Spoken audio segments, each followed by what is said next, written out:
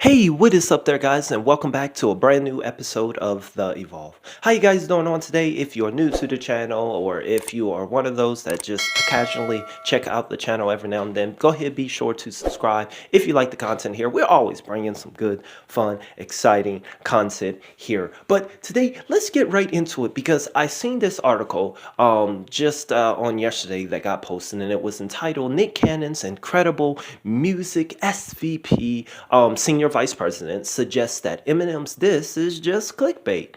So basically, Eminem and basically the article, it reads to say that Eminem and Nick Cannon's war of words may have ended for the time being, but it is still a hot topic of conversation. The senior vice president of Nick Cannon's Incredible Music, Chuck Kelly, recently chopped it up with Hip Hop DX. Now, those of y'all that don't know, me and Hip Hop DX, we are in this little thing as they decided to copyright, take down, and issue my channel a copy strike because I did do a video based on their interview with Yellow Wolf, where he was talking about MGK and Eminem, and all three of those getting on a song together. And I tweeted out them. I asked them to go ahead and retract that copy strike because they do the very same thing on their channel. Their whole channel is about commentating and giving commentary and reporting on other people's videos and reports that's out there in the news. So let's not be hypocritical. Go ahead and share, and if you would like to help on that. But that whole situation is goofy. I don't know what they're doing with that. But listen to this. So the vice president of Nick Cannon's music, he did decide to do a lot of talking. The article, it goes on to read that he revealed that he was shocked that Eminem brought it up on Fat Joe's new album. Kelly, the vice president, was equally shocked that Cannon had the ability to dig up old dirt on Eminem. I don't know why everyone is acting shocked that Eminem responded to Nick Cannon, but let's go on to hear what he had to say. So he goes on to say the first two was really just friendly fire, since he clearly had their beef still on his mind, and he had so much to say about it. Okay, there's a few things wrong with this whole sentence, Mr. President. First thing, you can't say that, hey, this is just friendly fire, and then on the other hand say, yeah, the beef was still on my mind. If something is on your mind, and then you go out and you shoot not one, not two, but three shots, clearly that's not friendly fire. If someone did you wrong and you go out and shoot them not once, but twice, and try, attempt, it's clearly not friendly fire. But let's move on. So that's what all these articles and all these commentators and the podcasters, they like to do. They're always trying to vilify Eminem as Eminem, he coming out of nowhere and dissing, being that evil, slippery, slimy snake in the grass, and we had to defend ourselves. It was just friendly fire. He was just responding. No, that's not the case. But let's read on with the article.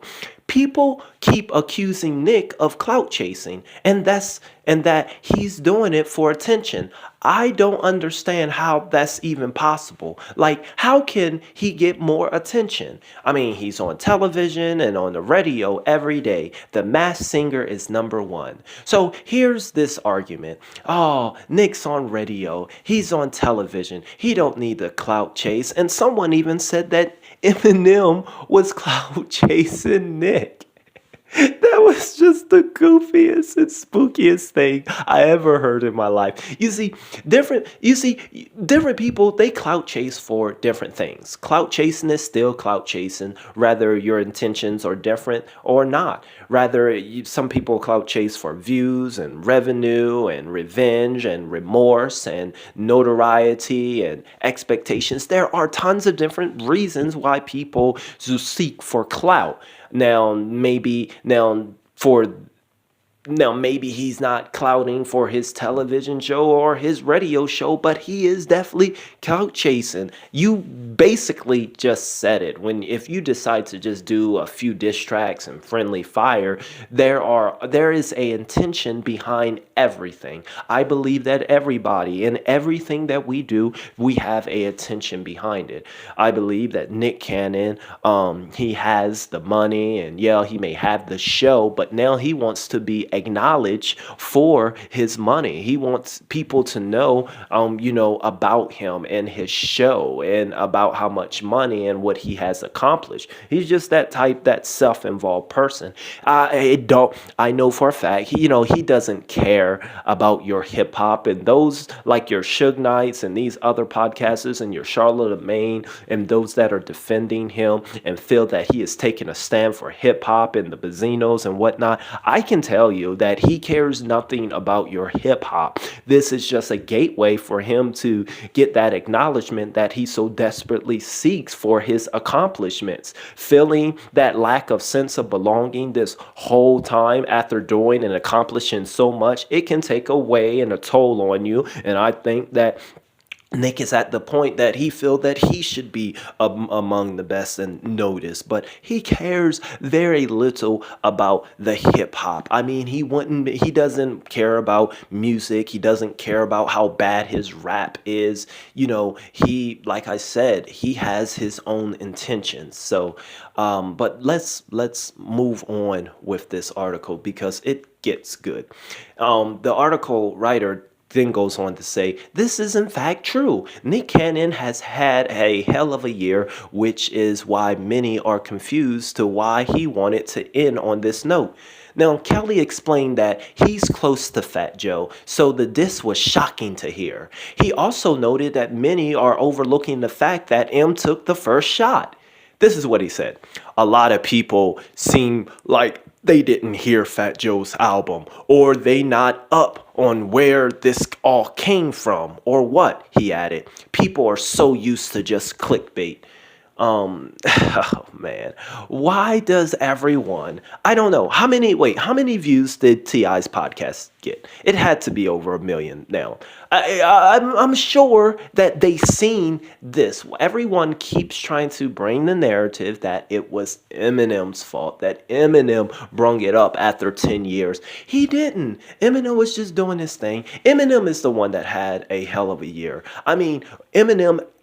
From TV shows to features to diss tracks to movies. You heard about everything that Eminem done this year. You didn't really hear, although Nick probably done a bunch of stuff and got the #1 show, you didn't hear about him this year.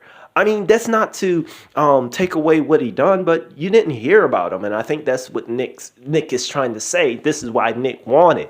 And this is why Nick came at Eminem. But with regards to Eminem, I mean, why do people keep saying that, acting like we didn't see the T.I. podcast? Eminem back in 2006, he did that last track that really ended. The warning was bad. It was hurtful. It was hurtful.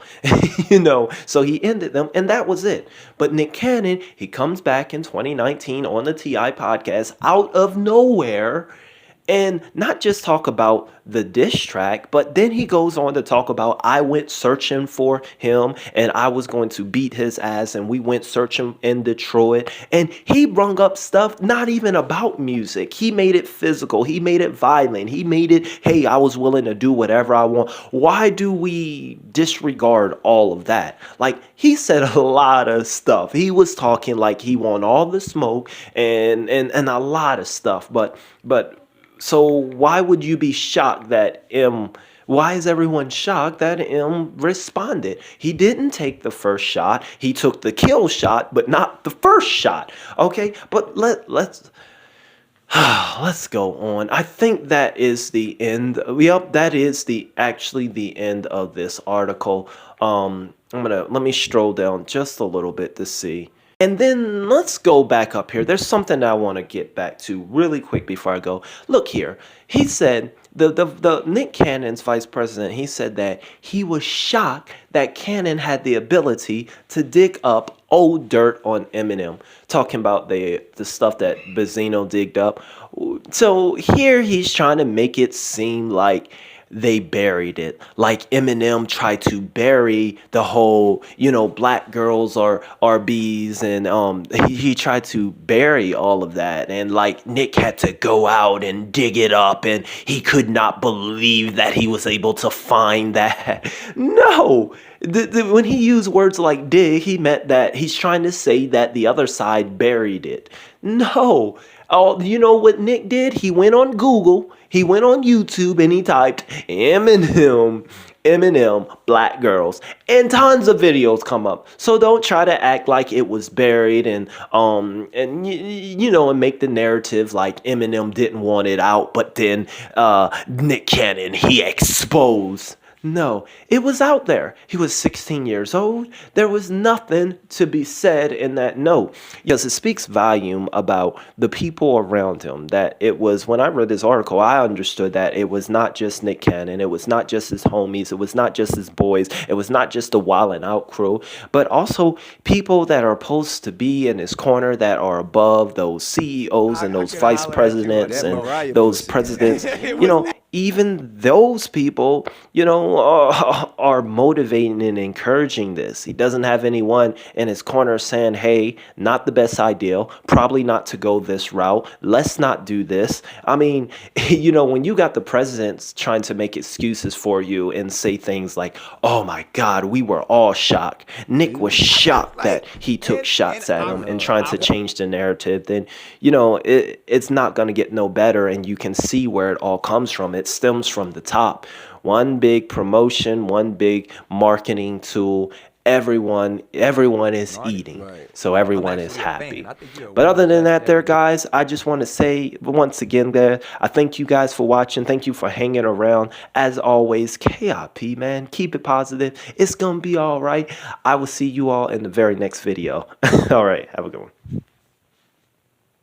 And it's funny because, they like to build up these superhero characters. They do. But if you've ever seen Marshall Mathers in person, he's not someone that looked like he really wants to smoke with most. I don't know. I'm just saying, for me. I think he got that crazy white boy energy, though. I mean, but